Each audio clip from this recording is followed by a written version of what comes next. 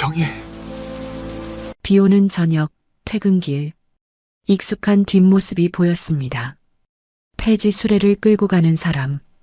이혼 후 2년 만에 다시 만난 아내.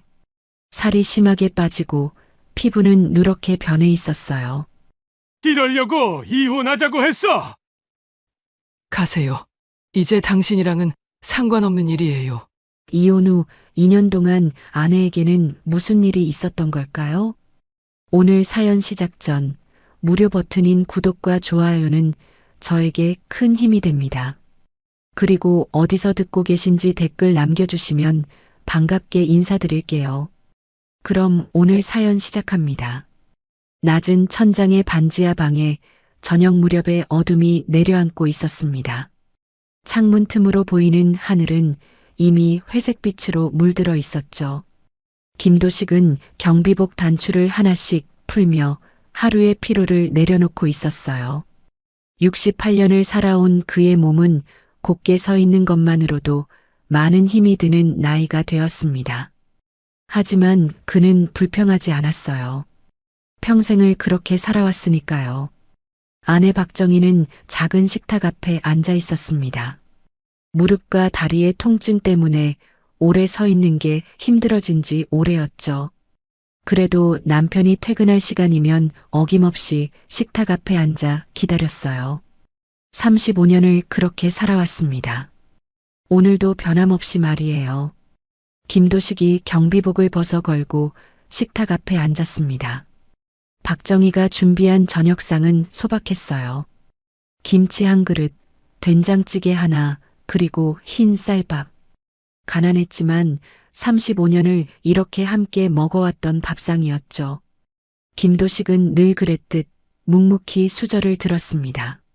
하지만 오늘 저녁은 달랐어요. 박정희가 수저를 들지 않고 가만히 앉아 있었습니다.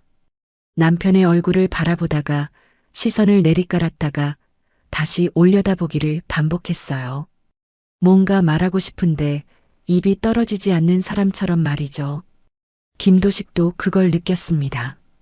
35년을 함께 산 부부였으니까요. 뭐 무슨 일 있어? 김도식이 조심스럽게 물었습니다.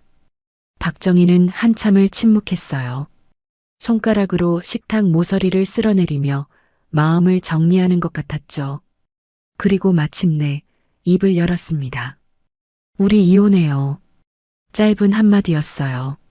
하지만 그 말은 좁은 반지하 방 안의 모든 공기를 얼어붙게 만들었습니다. 김도식의 손에서 수저가 떨어질 뻔했죠. 그는 아내를 멍하니 바라봤어요. 방금 들은 말이 믿기지 않았습니다. 뭐라고? 이혼하자고요. 박정희가 다시 한번 말했습니다. 이번엔 좀 더 또렷하게요. 김도식은 입을 다물지 못했어요. 35년을 함께 살아온 아내가 단 한 번도 이런 말을 꺼낸 적 없던 아내가 갑자기 이혼을 말하고 있었습니다. 갑자기 무슨 소리야? 내가 뭘 잘못했어? 김도식의 목소리가 떨렸습니다. 평생 감정을 잘 드러내지 않던 사람이었지만 이 순간만큼은 당황스러움을 숨길 수 없었어요. 박정희는 고개를 저었습니다. 잘못한 건 없어요. 당신은 늘 좋은 사람이었어요. 그럼 왜 갑자기 이혼을 하자는 거야? 박정희는 한참을 말없이 앉아 있었습니다. 그러다가 천천히 입을 열었어요. 가난이 정말 지긋지긋해요. 그 말에 김도식은 할 말을 잃었습니다. 가난. 그들이 평생 함께 짊어지고 살아온 무게였죠. 김도식은 성실하게 살았어요. 하루도 빠짐없이 일했고 술도 담배도 하지 않았으며 번 돈은 모두 집에 가져왔습니다. 하지만 경비원 월급으로는 가난을 벗어나기 힘들었어요. 박정희도 일하고 싶었지만 몸이 따라주지 않았습니다. 젊은 시절부터 허리와 다리가 약했고 나이가 들수록 통증은 심해졌어요. 병원에 가봐야 한다는 말도 못 꺼냈습니다. 병원비가 두려웠으니까요. 그렇게 두 사람은 가난 속에서 서로에게 의지하며 살아왔어요. 아이는 없었습니다. 박정희의 몸이 약해서 아이를 가질 수 없었죠. 그래도 김도식은 원망하지 않았어요. 우리 둘이면 충분해. 그렇게 말하며 아내의 손을 잡아주었습니다. 명절이면 다른 집들은 자식들이 찾아왔지만 이 집은 조용했어요. 하지만 두 사람에게는 그게 외롭지 않았습니다. 서로가 있었으니까요. 그래도 우리 그동안 잘 살아왔잖아. 힘들어도 함께 견뎠잖아. 김도식의 목소리에 간절함이 묻어났습니다. 박정희는 눈을 감았어요. 남편의 말이 가슴을 찔렀습니다. 하지만 그녀는 이미 마음을 정한 상태였어요. 더는 못 견디겠어요. 이렇게 사는 게 너무 힘들어요. 정희야, 당신 혼자 벌어서 두 사람 먹여 살리는 게 얼마나 힘든지 알아요. 그래도 저도 일을 하고 싶었어요. 하지만 이 몸으로는 할 수 있는 게 없잖아요. 박정희의 목소리가 떨렸습니다. 당신한테 짐만 되는 사람이에요, 나는. 무슨 소리야? 당신은 내 아내야. 그 아내가 이제 지쳤어요. 김도식은 아무 말도 할 수 없었습니다. 아내의 표정에서 단단한 결심이 느껴졌으니까요. 서류는 내일 가져올게요. 도장만 찍어주세요. 박정희가 자리에서 일어났습니다. 무릎이 아파서 일어서는 것조차 힘들었지만 그녀는 꾹 참았어요. 김도식은 그런 아내를 붙잡지 못했습니다. 뭐라고 말해야 할지 몰랐으니까요. 그날 밤 김도식은 잠을 이루지 못했습니다. 옆자리에 누운 아내의 등을 바라보며 생각했어요. 35년을 함께 산 사람이 왜 갑자기 이혼을 말하는 걸까? 정말 가난 때문일까? 아니면 다른 이유가 있는 걸까? 하지만 아무리 생각해도 답을 찾을 수 없었습니다. 박정희는 말이 없었고 김도식은 물어볼 용기가 나지 않았어요. 그렇게 두 사람 사이에는 말할 수 없는 거리가 생겨나기 시작했습니다. 김도식은 천장을 바라봤어요.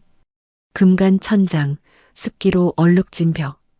35년을 살아온 이 좁은 방이 갑자기 낯설게 느껴졌습니다. 정말 이게 끝인가? 그는 작게 중얼거렸어요. 하지만 옆에 누운 아내는 대답하지 않았습니다. 등을 돌린 채 조용히 눈물을 흘리고 있을 뿐이었죠. 창문 틈으로 들어오는 아침 햇살이 식탁 위를 비추고 있었습니다. 오래전 일이었어요. 그때도 이 반지하 방은 좁았고 가난했지만 두 사람은 행복했습니다. 박정희가 작은 밥상을 차리고 있었어요. 김치 한 그릇, 계란 반찬 하나. 오늘 반찬 별거 없네. 박정희가 미안한 듯 말했습니다. 김도식은 웃으며 대답했어요. 있잖아. 당신. 박정희가 얼굴을 붉히며 남편을 쳤습니다. 또 그런 말하고. 두 사람은 웃음을 터뜨렸어요. 김치 하나 놓고 밥을 먹어도 그 시간이 행복했습니다. 가진 건 없었지만 서로가 있었으니까요. 저녁이 되면 김도식이 경비 일을 마치고 돌아왔습니다. 하루 종일 서 있어서 다리가 퉁퉁 부어 있었죠. 하지만 집에 들어서면 제일 먼저 아내를 찾았어요. 박정희는 방바닥에 앉아 무릎을 주무르고 있었습니다. 요즘 들어 통증이 심해졌거든요. 김도식은 말없이 아내 옆에 앉았습니다. 그리고 아내의 다리를 자기 무릎 위에 올려놓았어요. 당신 하루 종일 서 있었잖아. 박정희가 미안해하며 말했습니다. 나는 괜찮아. 당신이 웃으면 돼. 김도식은 아내의 다리를 천천히 주물러 주었어요. 손에 힘을 주며 꾹꾹 눌러 주었습니다. 박정희는 아파하면서도 편안한 표정을 지었어요. 고마워요. 뭐가 고마워? 당연한 건데. 두 사람은 그렇게 말없이 앉아 있었습니다. 창밖으로는 저녁 노을이 지고 있었죠. 가난했지만 이 순간만큼은 세상에서 가장 부자 같았어요. 여름밤이었습니다. 에어컨은 없었고 선풍기 하나가 방 안을 빙빙 돌고 있었어요. 더위에 잠을 이루지 못한 두 사람은 바닥에 나란히 누웠습니다. 선풍기 바람이 두 사람의 얼굴을 스쳐 지나갔어요.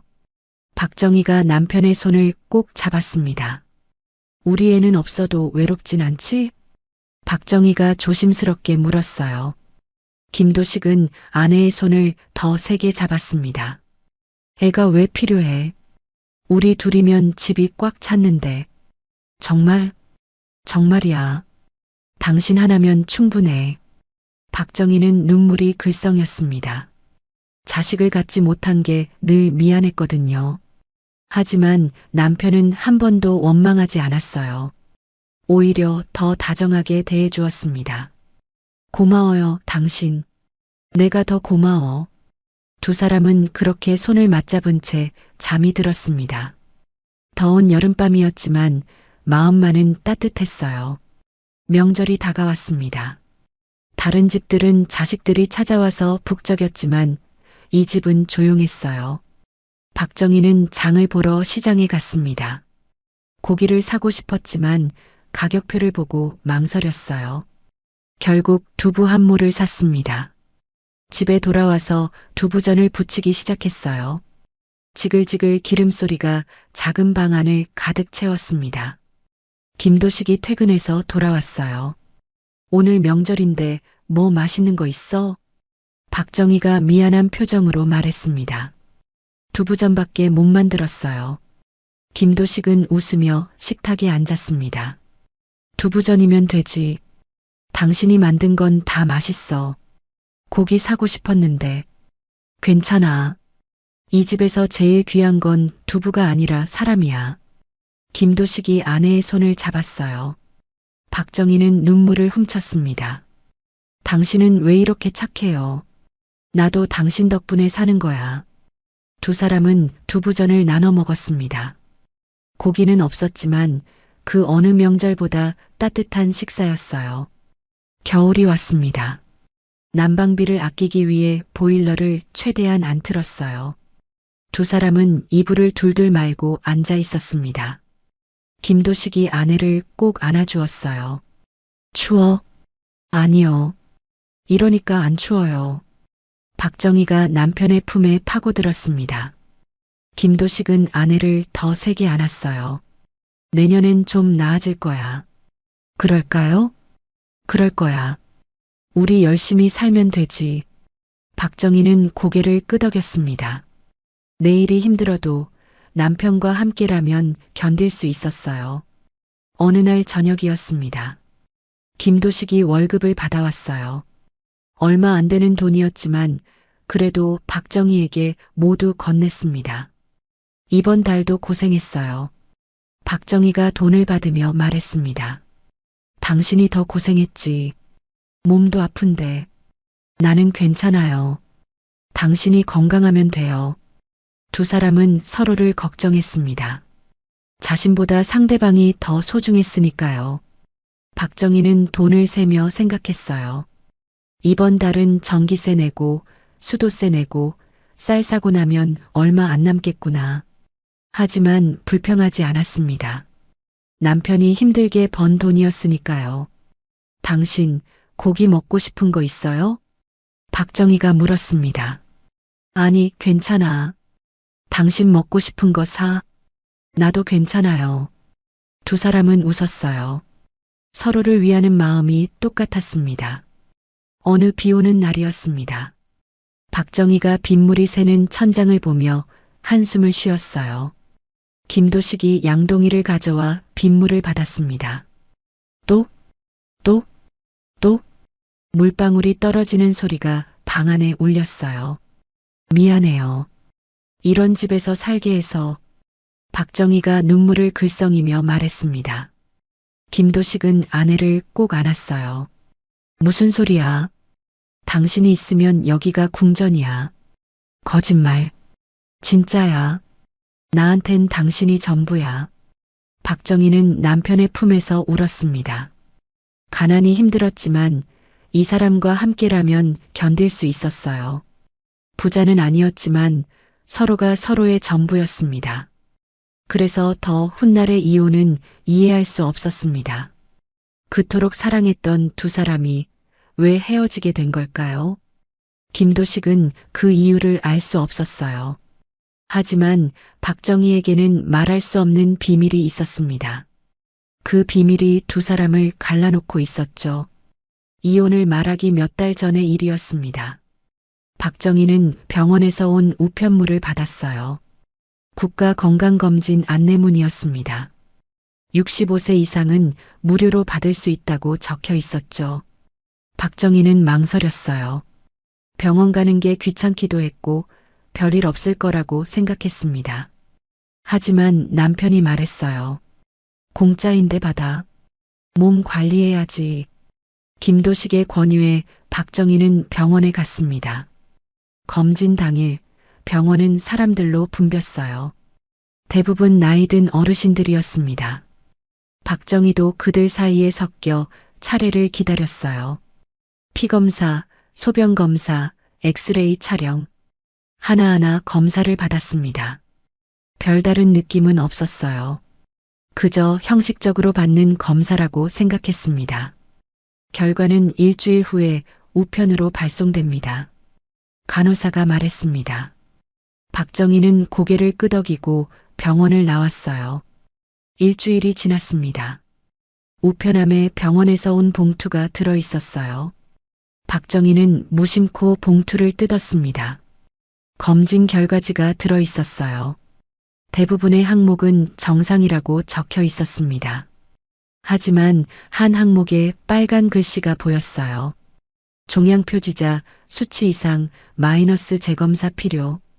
박정희의 손이 멈췄습니다. 종양 표지자. 그 단어의 의미를 정확히는 몰랐지만 좋지 않다는 건 알 수 있었어요. 아래쪽에는 안내문이 적혀 있었습니다. 해당 항목 이상 소견 시 가까운 종합병원 종양내과 방문하여 정밀 검사 받으시기 바랍니다. 박정희는 종이를 천천히 접었어요. 심장이 빠르게 뛰기 시작했습니다. 설마 뭔가 큰 병인가? 하지만 곧 고개를 저었어요. 아니야. 그냥 수치가 좀 높게 나온 거겠지. 박정희는 애써 생각하지 않으려 했습니다. 하지만 머릿속에서 그 빨간 글씨가 지워지지 않았어요. 며칠이 지났습니다. 박정희는 결과지를 서랍에 넣어두었어요. 남편에게는 말하지 않았습니다. 김도식이 물었어요. 검진 결과 어땠어? 괜찮았어요. 별 이상 없대요. 박정희는 거짓말을 했습니다. 남편을 걱정시키고 싶지 않았어요. 하지만 마음 한구석이 불안했습니다. 밤마다 그 결과지가 생각났어요. 정말 병원에 가봐야 하나? 박정희는 고민했습니다. 하지만 병원비 생각이 먼저 났어요. 정밀 검사를 받으려면 돈이 들 텐데 그 돈이 없었습니다. 일주일이 더 지났어요. 박정희는 몸 상태를 살폈습니다. 특별히 아픈 데는 없었어요. 원래 무릎이랑 다리가 아프긴 했지만 그건 오래전부터였으니까요. 괜찮은 거 아닐까? 그냥 수치만 좀 높은 거겠지. 박정희는 스스로를 안심시켰습니다.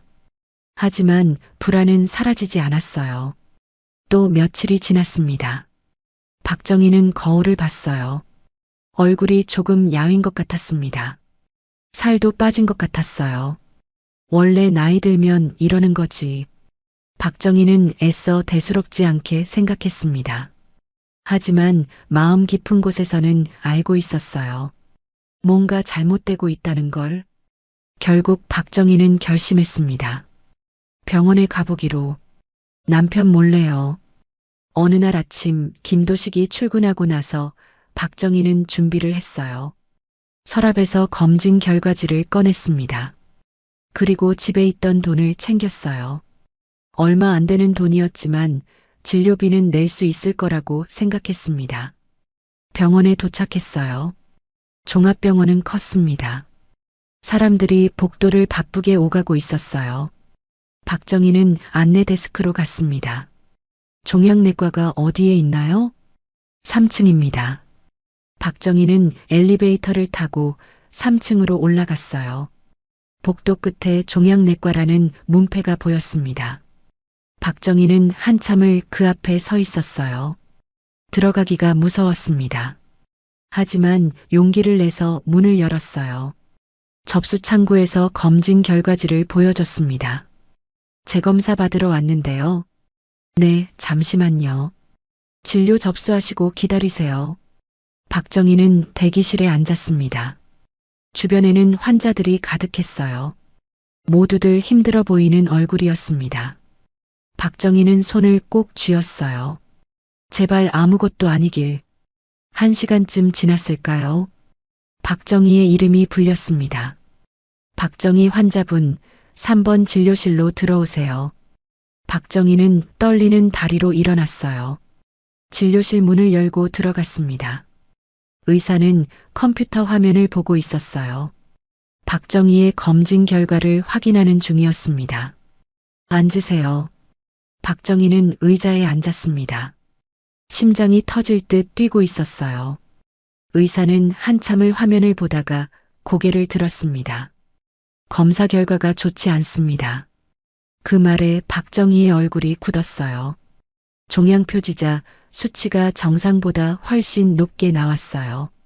추가 검사 받아보셔야 할 것 같습니다. 의사의 목소리는 침착했습니다. 하지만 박정희에게는 그 말이 천둥처럼 들렸어요. 조직 검사와 정밀 검사를 받으셔야 합니다. 서둘러야 해요. 박정희는 입술을 깨물었습니다. 얼마나 심각한 건가요? 지금 단계에서는 정확히 말씀드리기 어렵습니다. 검사를 해봐야 알 수 있어요. 의사가 검사 일정표를 건넸어요. 박정희는 떨리는 손으로 종이를 받았습니다. 검사 항목들이 빼곡하게 적혀 있었어요. 비용은 얼마나 들까요? 박정희가 조심스럽게 물었습니다. 의사는 잠시 망설이다가 대답했어요. 정밀 검사만 해도 100만 원은 넘을 겁니다. 치료비는 상태에 따라 달라지고요. 박정희는 아무 말도 할 수 없었습니다. 100만 원. 그들에게는 엄청난 돈이었어요. 남편이 몇 달을 일해야 모을 수 있는 돈이었습니다. 생각해보고 연락드리겠습니다. 박정희는 겨우 그 말을 하고 진료실을 나왔어요. 복도를 걸으며 눈물이 났습니다. 무료 검진 받은 게 화근이었어. 그런 생각이 들었어요. 몰랐으면 그냥 살았을 텐데. 알고 나니 더 무서웠습니다. 병원 밖으로 나왔어요. 햇살은 따뜻했지만 박정희의 마음은 차가웠습니다.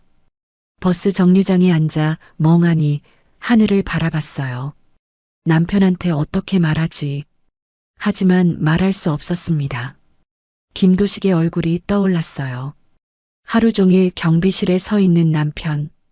퇴근하면 다리가 퉁퉁 부어 있는 남편. 그래도 아내를 위해 웃어주는 남편. 이 사람한테 100만 원이 넘는 검사비를 어떻게 말해? 박정희는 고개를 떨구었습니다. 집에 돌아왔어요. 김도식은 아직 퇴근 전이었습니다. 박정희는 검사 일정표를 서랍 깊숙이 숨겼어요. 그리고 거울을 봤습니다. 거울 속 자신의 얼굴이 창백해 보였어요. 나 때문에 이 사람 인생이 더 힘들어지는 거 아닐까?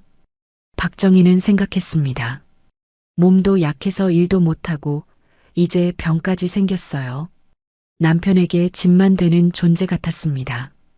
당신도 힘든데 나까지 아프면 우린 끝이야. 박정희는 조용히 눈물을 흘렸습니다. 저녁이 되어 김도식이 돌아왔어요. 다녀왔어. 어서 와요. 박정희는 평소처럼 웃으며 남편을 맞았습니다. 김도식은 아내의 얼굴을 봤어요. 왜 그래? 얼굴이 안 좋은데. 아니에요. 괜찮아요. 어디 아파? 아니에요. 그냥 좀 피곤해서요. 박정희는 거짓말을 했습니다. 남편을 걱정시키고 싶지 않았어요. 그날 밤 박정희는 잠을 이루지 못했습니다. 옆에서 자고 있는 남편을 바라봤어요. 김도식은 피곤한지 깊게 잠들어 있었습니다. 박정희는 남편의 손을 가만히 잡았어요. 미안해요, 당신. 나 때문에 힘들게 해서. 그리고 결심했습니다. 병원에 가지 않기로. 확진만 받지 않으면 그냥 넘어갈 수 있을 거라고 생각했어요. 검사를 받지 않으면 병도 없는 거라고 믿고 싶었습니다. 어리석은 생각이었지만 그때의 박정희는 그게 최선이라고 믿었어요. 사랑하는 사람을 지키기 위한 슬픈 결정이었습니다. 2년이 흘렀습니다. 이혼 서류에 도장을 찍은 지 2년이 지났어요. 김도식은 여전히 아파트 경비원으로 일하고 있었습니다. 여전히 반지하 방에서 혼자 살고 있었어요. 하지만 모든 게 달라졌습니다. 집에 돌아가도 아무도 없었어요. 식탁에 앉아도 혼자였습니다. 밥을 먹어도 맛이 없었어요. 김도식은 매일 일만 했습니다. 일하는 게 차라리 나았어요. 혼자 있으면 아내 생각만 났으니까요. 잘 살고 있을까? 김도식은 가끔 생각했습니다. 박정희가 어디서 무엇을 하며 사는지 몰랐어요. 연락도 끊겼습니다. 이혼하고 나서 한 번도 만나지 못했어요. 어느 비 오는 저녁이었습니다. 김도식은 야간 근무를 마치고 집으로 가고 있었어요. 우산도 없이 그냥 걷고 있었습니다. 비에 젖어도 상관없었어요. 어차피 집에 가봐야 혼자였으니까요. 골목길을 지나가는데 익숙한 뒷모습이 보였습니다. 누군가 폐지 수레를 끌고 가고 있었어요. 비를 맞으며 느리게 걷고 있었습니다. 김도식은 그 뒷모습을 보는 순간 멈춰 섰어요. 설마. 심장이 빠르게 뛰기 시작했습니다. 그 걸음걸이, 그 어깨의 각도. 35년을 함께 산 사람이었어요. 뒷모습만 봐도 알 수 있었습니다. 정혜? 김도식이 조심스럽게 불렀습니다. 여자가 걸음을 멈췄어요. 천천히 고개를 돌렸습니다. 박정희였어요. 하지만 2년 전의 박정희가 아니었습니다. 김도식은 그 자리에서 얼어붙었어요.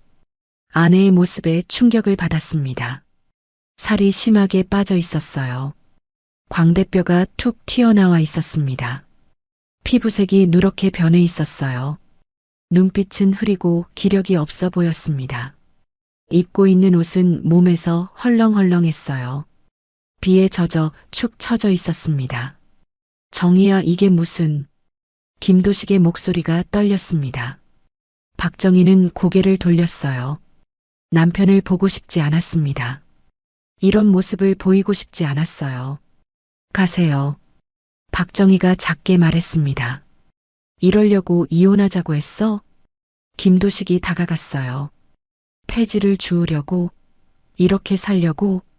박정희는 대답하지 않았습니다. 그저 수레를 다시 잡았어요. 가려고 했습니다. 하지만 김도식이 수레를 붙잡았어요. 놔주세요. 안 놔. 대체 무슨 일이 있었던 거야? 김도식의 목소리에 분노가 섞여 있었습니다. 하지만 박정희의 얼굴을 보는 순간 그 분노는 사라졌어요. 걱정으로 변했습니다. 아내의 얼굴이 너무 야위었어요. 2년 전만 해도 이렇지 않았습니다. 무릎이 아프고 다리가 아파도 얼굴은 건강했어요. 하지만 지금은 달랐습니다. 병색이 완연했어요. 당신 어디 아픈 거 아니야? 김도식이 물었습니다. 박정희는 고개를 저었어요. 아니에요. 괜찮아요. 거짓말하지 마. 이렇게 마른 게 괜찮은 거야? 김도식이 아내의 팔을 잡았습니다. 팔이 너무 가늘었어요. 뼈만 남은 것 같았습니다. 병원 가자. 지금 당장. 필요 없어요. 필요 없긴 뭐가 필요 없어. 김도식의 목소리가 커졌어요. 주변 사람들이 쳐다봤습니다. 하지만 김도식은 신경 쓰지 않았어요. 당신 지금 제대로 못 걷잖아. 이게 괜찮은 거야? 박정희는 눈물이 났습니다. 하지만 참았어요. 당신이랑은 상관없는 일이에요. 상관없긴 뭐가 상관없어.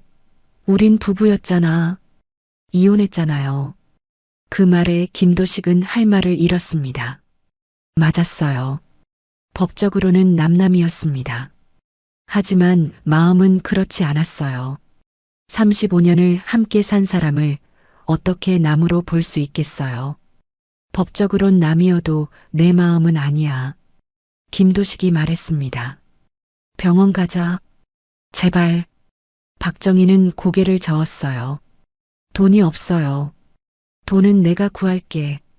어떻게요? 당신 월급으로? 박정희가 쓰게 웃었습니다. 당신도 힘들잖아요. 나까지 책임질 순 없어요. 그래도 이혼한 이유가 뭔지 알아요? 당신한테 짐 되기 싫어서예요. 박정희의 목소리가 떨렸어요. 지금도 마찬가지예요. 가세요. 박정희가 수레를 끌고 걸어가기 시작했습니다. 비를 맞으며 천천히 멀어졌어요. 김도식은 그 뒷모습을 바라봤습니다. 가슴이 찢어지는 것 같았어요. 아내가 병들어가고 있었습니다. 혼자서 폐지를 주우며 살고 있었어요. 그 모습이 너무 안쓰러웠습니다. 김도식은 주먹을 꽉 쥐었어요. 이대로 둘 순 없어. 그날 밤 김도식은 잠을 이루지 못했습니다. 박정희의 얼굴이 계속 떠올랐어요. 살이 빠진 얼굴, 누렇게 변한 피부, 흐린 눈빛. 분명 큰 병이 있었습니다. 왜 혼자 그걸 짊어지고 가려는 거야? 김도식은 답답했어요. 이혼했어도 걱정되는 건 어쩔 수 없었습니다. 며칠 동안 김도식은 박정희를 찾아다녔어요. 퇴근하고 나면 동네를 돌아다녔습니다. 폐지 줍는 사람들이 다니는 길을 따라다녔어요. 하지만 박정희는 보이지 않았습니다. 일부러 피하는 것 같았어요. 일주일쯤 지났을까요? 김도식은 새벽에 박정희를 다시 만났습니다. 쓰레기 분리수거장 앞에서였어요. 박정희는 폐지를 모으고 있었습니다. 김도식이 다가갔어요. 정희야. 박정희가 깜짝 놀라 뒤를 돌아봤습니다. 왜 자꾸 따라다니세요? 병원 가자고. 싫다고 했잖아요. 그럼 나라도 도와줄게. 폐지 같이 줍자. 김도식이 박정희 옆에 쪼그려 앉았어요. 박정희는 눈물이 났습니다. 왜 이래요? 왜 자꾸 이렇게 착해요? 내가 착한 게 아니야. 당신이 걱정되는 거야. 김도식이 박정희의 손을 잡았습니다. 손이 차갑고 거칠었어요. 폐지를 주우며 손이 상한 것 같았습니다. 정희야, 제발 병원 가자. 혼자 아프지 마.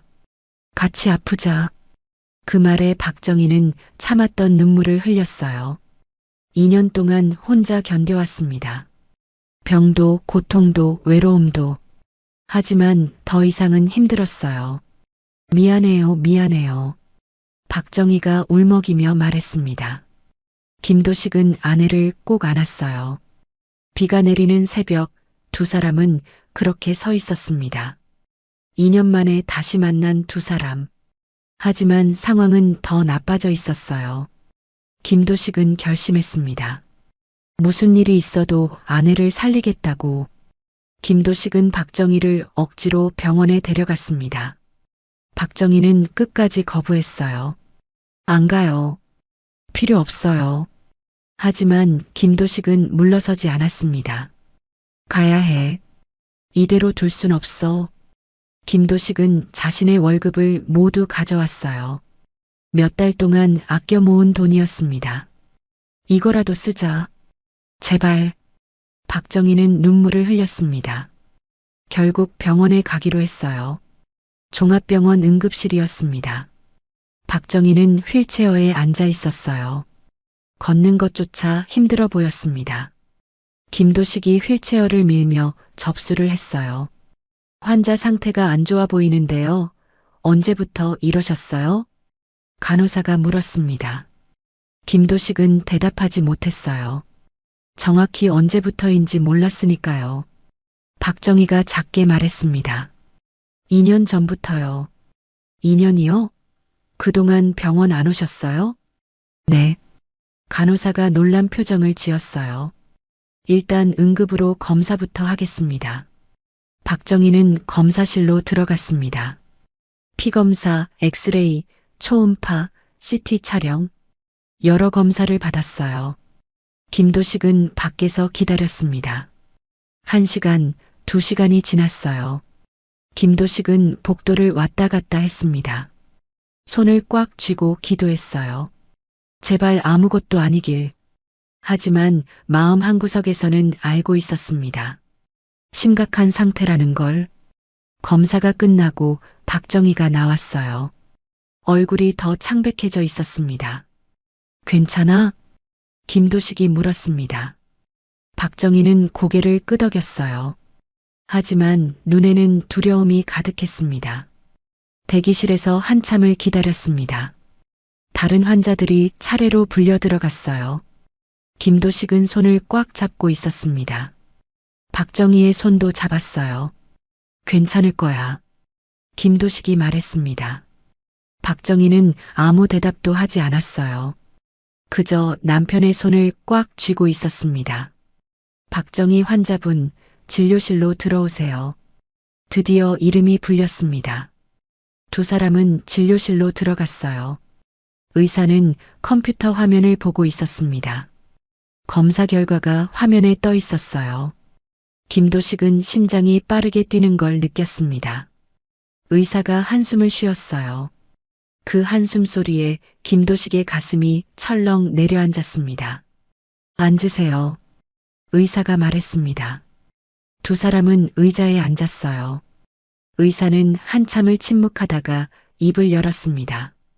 이미 많이 진행됐습니다. 그 말에 김도식의 손이 떨렸어요. 말기암 사기입니다. 천둥 같은 말이었습니다. 김도식은 숨이 막히는 것 같았어요. 말기암이요? 네. 2년 전에 오셨어야 했는데 그동안 방치하셨네요. 의사가 안타까운 표정을 지었습니다. 지금은 암세포가 여러 장기로 전이된 상태입니다. 김도식은 아무 말도 할 수 없었어요. 옆에 앉은 박정희를 바라봤습니다. 박정희는 고개를 숙이고 있었어요. 눈물이 뺨을 타고 흘러내리고 있었습니다. 치료는 할 수 있나요? 김도식이 떨리는 목소리로 물었습니다. 의사는 고개를 저었어요. 완치는 어렵습니다. 다만 항암 치료로 생명을 연장할 수는 있어요. 얼마나요? 상태에 따라 다르지만 치료를 받으면 1년에서 2년 정도.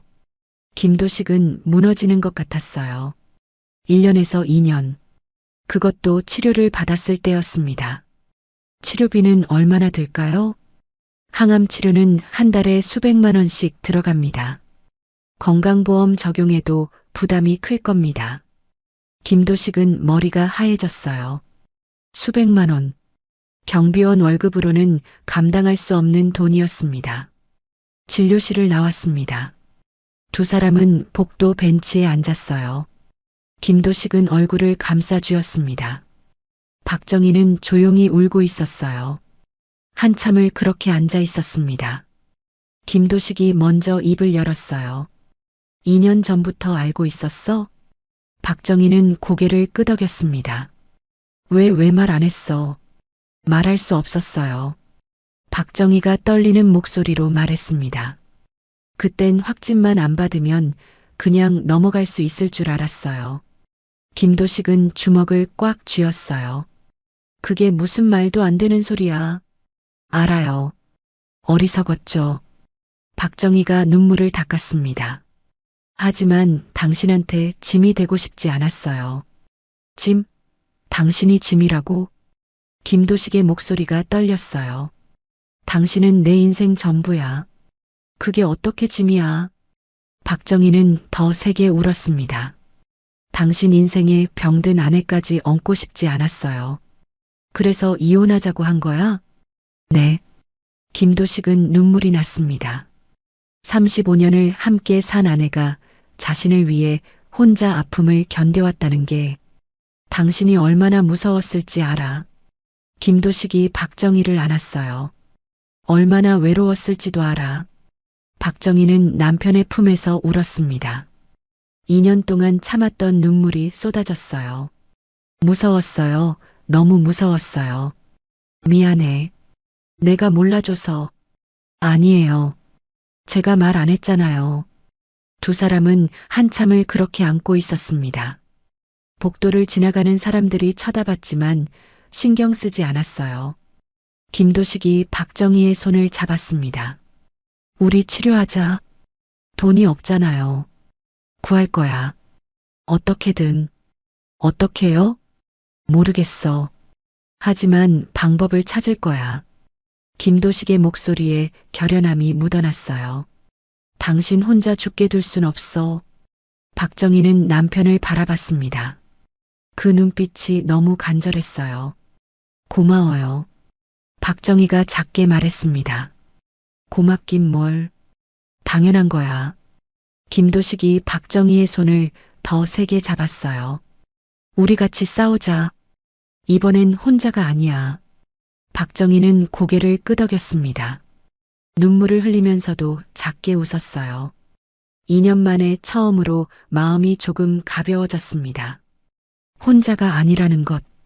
그게 얼마나 큰 위로인지 느꼈어요. 두 사람은 병원을 나왔습니다. 바깥 날씨는 맑았어요. 하지만 두 사람의 앞길은 여전히 어두웠습니다. 말기암 사기. 치료비도 없고 시간도 얼마 남지 않았어요. 하지만 김도식은 포기하지 않았습니다. 박정희의 손을 꼭 잡고 걸었어요. 걱정하지 마. 내가 지킬게. 그 말이 박정희에게는 세상에서 가장 큰 힘이 되었습니다. 혼자였던 2년. 이제는 둘이었어요. 그것만으로도 충분했습니다. 병원을 나온 두 사람은 반지하 집으로 돌아왔습니다. 김도식이 박정희를 부축해서 방으로 들어갔어요. 박정희는 침대에 앉았습니다. 온몸에 힘이 없었어요. 검사받느라 기력을 다 소진한 것 같았습니다. 김도식은 물을 떠다 주었어요. 조금 쉬어. 박정희는 고개를 끄덕이고 물을 마셨습니다. 김도식은 창가에 서서 밖을 바라봤어요. 머릿속이 복잡했습니다. 말기암 사기. 치료비는 한 달에 수백만 원. 자신의 월급으로는 턱없이 부족했어요. 어떻게 해야 하지? 김도식은 생각했습니다. 돈을 빌릴 곳도 마땅치 않았어요. 친구도 별로 없었고 친척도 연락이 끊긴 지 오래였습니다. 저녁이 되었습니다. 김도식은 간단히 죽을 끓였어요. 박정희는 식욕이 없었지만 억지로 먹었습니다. 두 사람은 말없이 밥을 먹었어요. 식탁 위에는 무거운 침묵만 흘렀습니다. 밥을 다 먹고 나서 박정희가 입을 열었어요. 당신 나 때문에 힘들 거예요. 김도식은 고개를 저었습니다. 그런 소리 하지 마. 치료비도 없는데 어떻게 해요? 방법을 찾을 거야. 김도식의 목소리는 단호했어요. 하지만 박정희는 알고 있었습니다. 현실은 그렇게 녹록하지 않다는 걸. 차라리 치료 안 받는 게 나을 것 같아요. 박정희가 조용히 말했습니다. 김도식의 손이 멈췄어요. 뭐라고? 어차피 말기잖아요. 치료해도 완치는 안 된다고 했어요. 그래도 시간을 벌 수 있잖아. 김도식의 목소리가 커졌습니다. 박정희는 고개를 저었어요. 그 시간 때문에 당신이 평생 빚더미에 앉는 건 싫어요. 그게 무슨 상관이야? 김도식이 소리쳤어요. 평생 말수가 적고 조용했던 김도식이 처음으로 큰 소리를 냈습니다. 박정희는 놀라서 남편을 바라봤어요. 김도식의 눈에는 눈물이 고여 있었습니다. 당신이 살아있는 게 중요하지. 돈이 뭐가 중요해. 김도식의 목소리가 떨렸어요. 빚이 1,000만 원이든 억이든 나는 상관없어. 당신만 살 수 있다면. 박정희는 눈물을 흘렸습니다. 미안해요.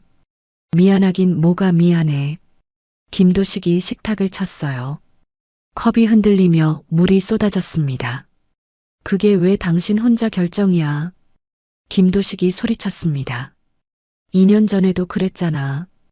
혼자 결정하고, 혼자 이혼하자고 하고, 당신을 위해서, 나를 위해서, 정말 나를 위한 거였어? 김도식의 목소리에 분노가 섞여 있었어요. 혼자 편하자고 사는 게 행복한 인생인 줄 알아. 박정희는 고개를 숙였습니다. 김도식은 주먹을 꽉 쥐었어요. 나는 2년 동안 지옥 같았어. 김도식의 목소리가 낮아졌습니다. 집에 가도 아무도 없고, 밥 먹어도 혼자고, 밤에 자도 옆이 비어 있고, 김도식은 눈물을 흘렸어요. 당신 없는 삶이 얼마나 힘든지 알아? 박정희는 울음을 참지 못했습니다. 미안해요. 정말 미안해요. 미안하다고 하지 마. 김도식이 다시 소리쳤어요. 나한테 미안하다고 하지 말고 같이 살겠다고 해. 김도식이 박정희의 손을 잡았습니다. 힘들어도 같이 숨 쉬는 게 그게 부부야. 그 말에 박정희는 무너졌어요. 당신. 나는 당신 없이 못 살아. 김도식이 박정희를 끌어안았습니다. 부자로 살든 가난하게 살든 병들어 있든 건강하든 나는 당신이랑 같이 있고 싶어. 박정희는 남편의 품에서 울었습니다. 2년 동안 혼자 견뎌왔던 모든 게 쏟아져 나왔어요. 무서웠어요. 너무 무서웠어요. 알아. 다 알아. 김도식도 울었습니다. 이제 혼자 무서워하지 마. 내가 옆에 있을게. 두 사람은 한참을 그렇게 안고 있었어요. 오열하며 울었습니다. 김도식은 평생 이렇게 운 적이 없었어요. 하지만 오늘만큼은 참을 수 없었습니다. 박정희도 마찬가지였어요. 2년 동안 혼자 삼켰던 눈물을 모두 쏟아냈습니다. 한참을 울고 나서 두 사람은 조금 진정되었어요. 김도식이 박정희의 눈물을 닦아주었습니다. 다시는 혼자 결정하지 마. 네. 뭐든지 나한테 말해. 약속해. 박정희는 고개를 끄덕였어요. 약속할게요. 김도식은 박정희의 손을 꼭 잡았습니다. 우리 같이 싸우자. 이 병이랑. 하지만 돈은 내가 어떻게든 할게. 걱정하지 마. 김도식의 목소리에는 확신이 없었어요. 하지만 포기할 수는 없었습니다. 일을 더 구할 거야. 낮에도 일하고 쉬는 날에도 일하고. 당신 몸이 견딜 수 있겠어요? 견뎌야지. 당신이 살아야 하니까.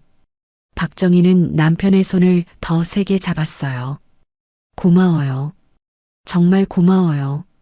고맙긴. 당연한 거야. 김도식이 박정희를 다시 안았습니다. 우리 꼭 이겨내자. 네. 두 사람은 서로를 꼭 안고 있었어요. 가난했고 병들었고 앞날은 불확실했습니다. 하지만 이제는 혼자가 아니었어요. 둘이었습니다. 그것만으로도 힘이 났어요.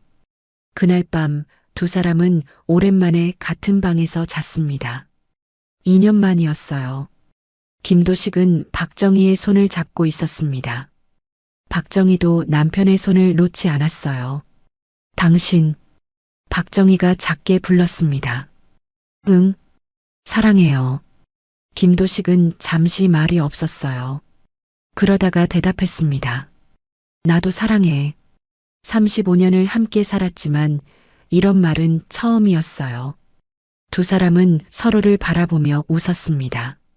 눈물이 마르지 않은 얼굴이었지만 그래도 웃을 수 있었어요.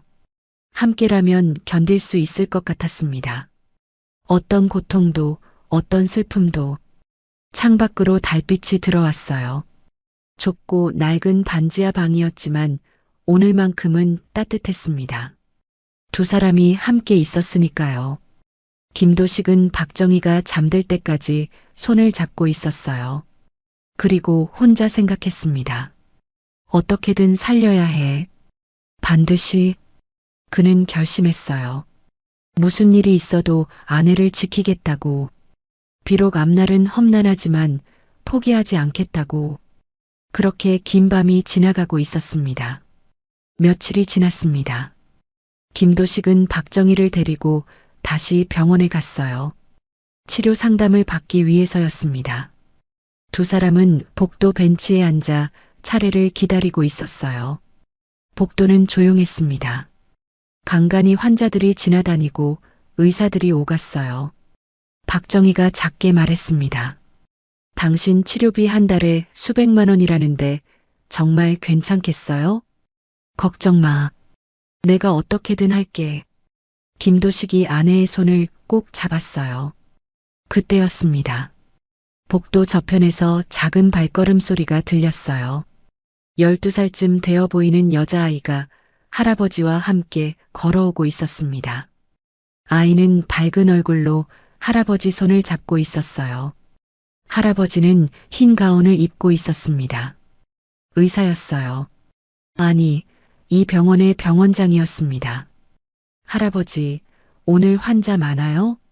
아이가 물었어요. 그렇지.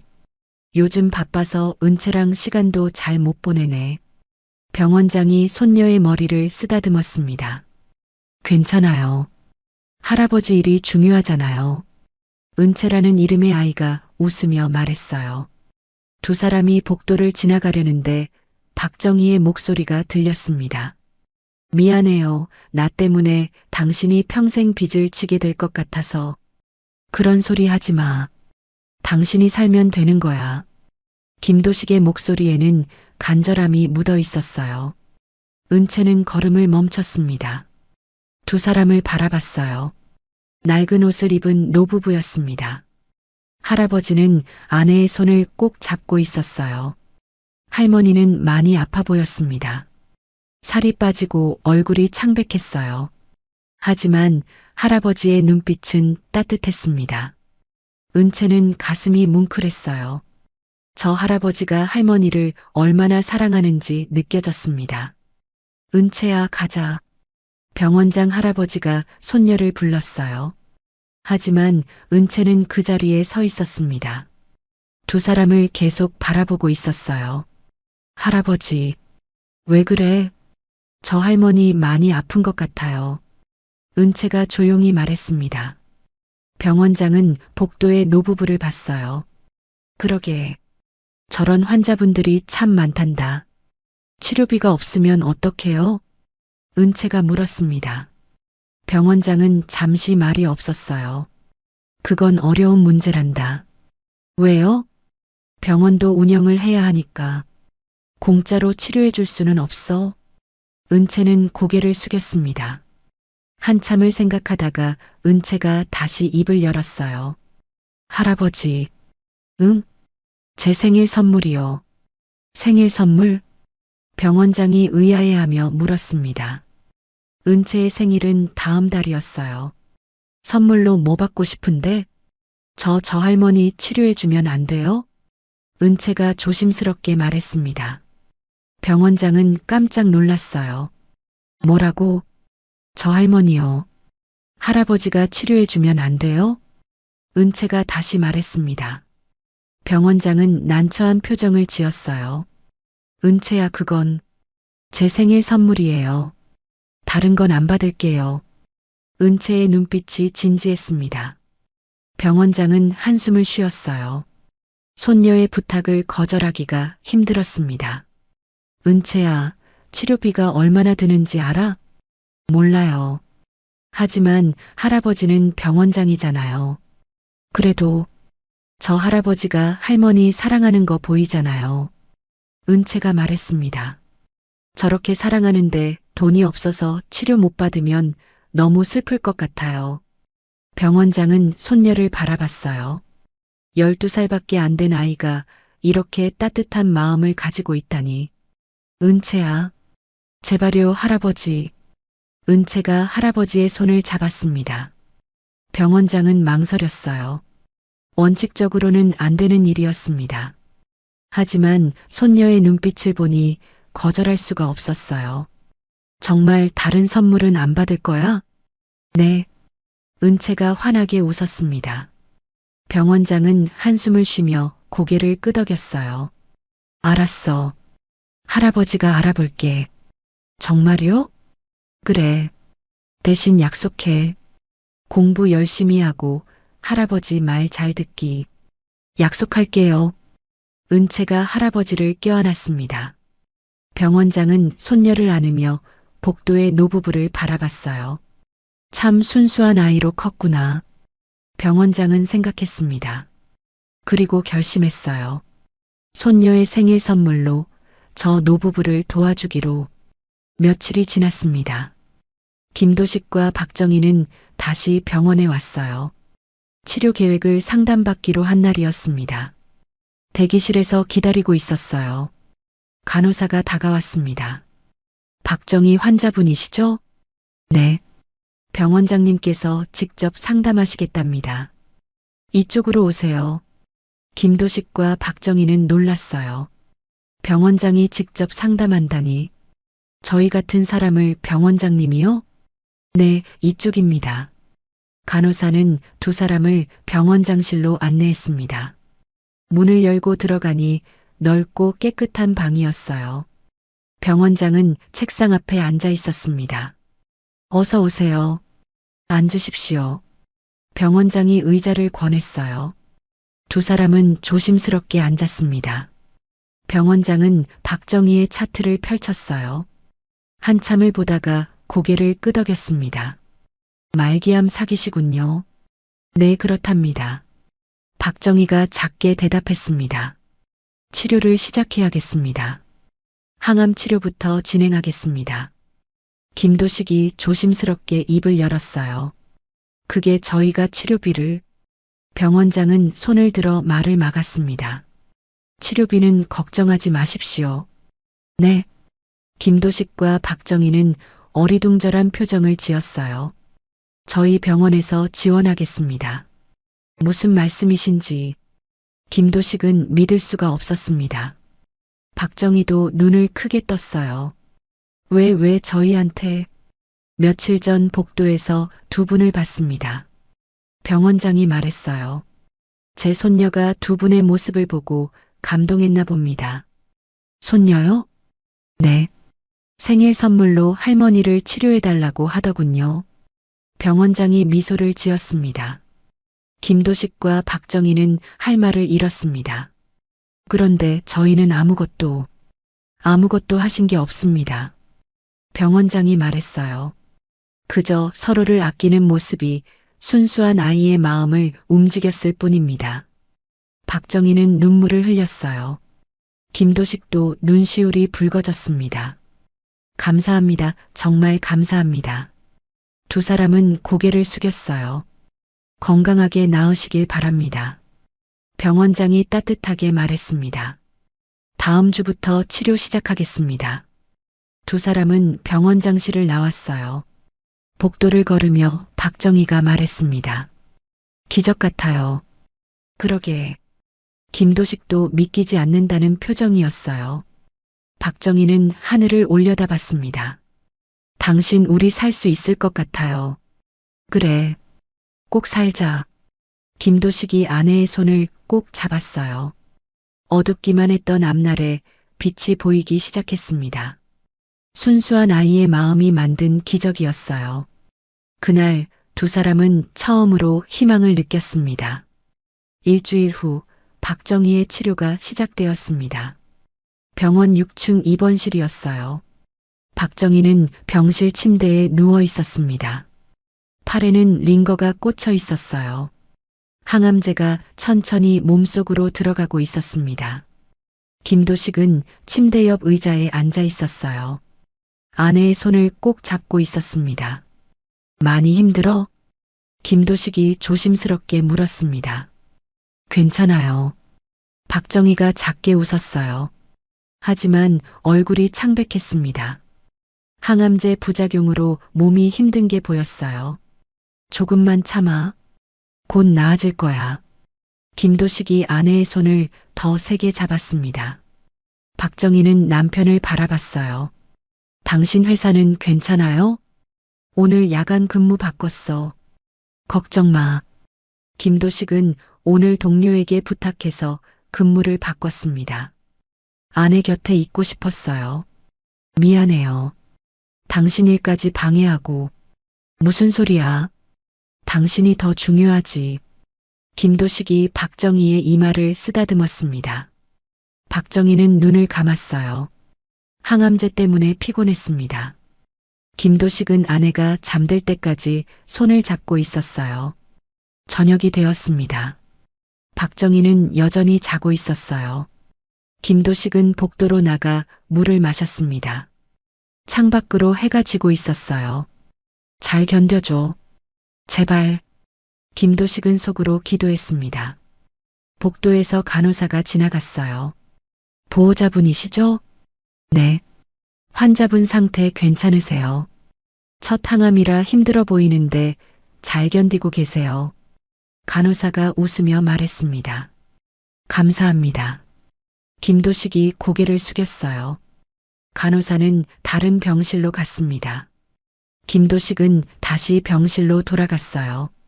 박정희가 눈을 떴습니다. 깼어? 네, 몇 시예요? 저녁 6시야. 김도식이 대답했습니다. 배고프지 않아?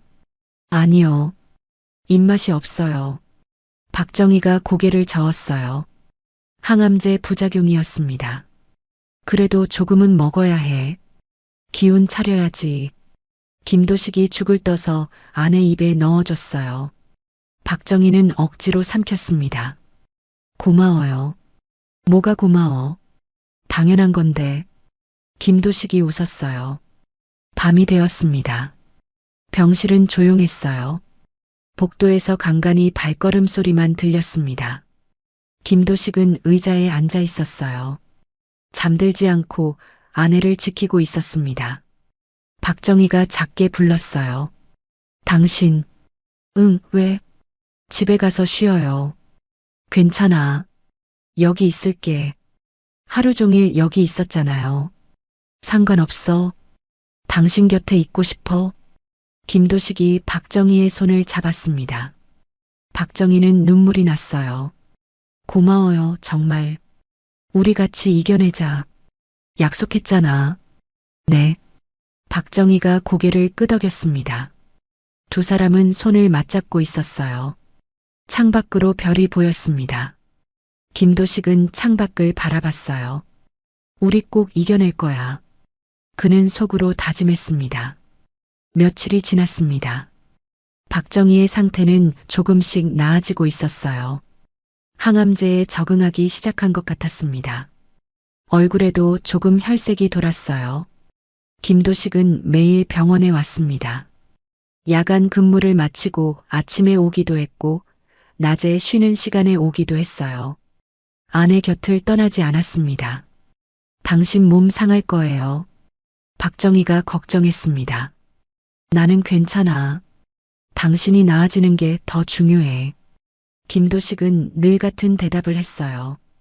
어느 날 오후였습니다. 병실 문이 열리고 작은 발걸음 소리가 들렸어요. 은채였습니다. 병원장 할아버지와 함께 왔어요. 안녕하세요. 은채가 밝게 인사했습니다. 김도식과 박정희는 놀랐어요. 어머, 이 아이가. 박정희가 말했습니다. 네, 제 손녀입니다. 병원장이 미소를 지으며 말했어요. 은채가 할머니 보고 싶다고 해서요. 은채는 침대 옆으로 다가갔습니다. 할머니, 많이 아프세요? 아니야. 괜찮아. 박정희가 웃으며 대답했어요. 할아버지가 할머니 사랑하는 거 봤어요. 은채가 말했습니다. 그래서 제가 할아버지한테 부탁했어요. 할머니 치료해달라고요. 박정희는 눈물이 났습니다. 고마워, 정말 고마워. 빨리 나으세요. 그리고 할아버지랑 행복하게 사세요. 은채가 환하게 웃었어요. 김도식도 눈시울이 붉어졌습니다. 정말 감사합니다. 평생 잊지 않겠습니다. 김도식이 깊게 고개를 숙였어요. 병원장과 은채는 얼마 후 병실을 나갔습니다. 두 사람은 한참을 말없이 앉아 있었어요. 당신 우리 정말 복 받았어요. 박정희가 말했습니다. 그러게, 이런 사람들을 만나다니. 김도식도 고개를 끄덕였어요. 열심히 치료받을게요. 꼭 나을게요. 박정희가 남편의 손을 잡았습니다.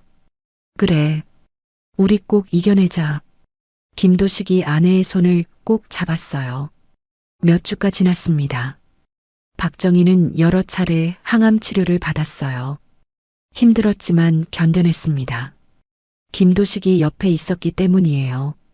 어느 날 아침이었습니다. 의사가 병실로 들어왔어요. 검사 결과가 나왔습니다. 김도식과 박정희는 긴장했습니다. 의사는 차트를 보며 말했어요. 치료 효과가 나타나고 있습니다. 정말요? 박정희가 떨리는 목소리로 물었습니다. 네. 완치는 어렵지만 효과가 없는 건 아닙니다. 의사가 말했어요. 계속 적극적으로 치료하면 지금보다 더 좋아질 수 있어요. 김도식은 아내의 손을 꼭 잡았습니다.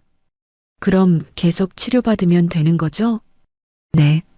포기하지 마시고 꾸준히 치료받으세요. 의사가 격려하며 말했어요. 의사가 나가고 두 사람만 남았습니다. 박정희는 눈물을 흘렸어요. 당신 희망이 있대요. 그래. 우리 포기하지 말자. 김도식이 아내를 안았습니다. 두 사람은 한참을 그렇게 안고 있었어요. 그날 저녁이었습니다. 두 사람은 병실 창가에 나란히 앉아 있었어요. 창밖으로 노을이 지고 있었습니다. 김도식이 박정희의 손을 잡았습니다. 박정희도 남편의 손을 꼭 잡았어요. 이번엔 도망 안 갈게요. 박정희가 조용히 말했습니다. 이번엔 내가 옆에 있을게. 김도식이 대답했어요. 두 사람은 손을 맞잡은 채 창밖을 바라봤습니다. 병은 여전히 무서웠어요. 앞으로도 힘든 시간이 기다리고 있었습니다. 하지만 이번엔 혼자가 아니었어요. 둘이었습니다. 함께 숨쉬고, 함께 아파하고, 함께 이겨낼 수 있었어요. 그것만으로도 충분했습니다. 노을이 지고 어둠이 내렸습니다. 하지만 병실 안은 따뜻했어요. 서로의 손을 잡고 있는 두 사람. 35년을 함께 살아온, 그리고 앞으로도 함께 살아갈 두 사람. 그들의 이야기는 아직 끝나지 않았습니다. 여러분, 오늘 사연 어떠셨나요?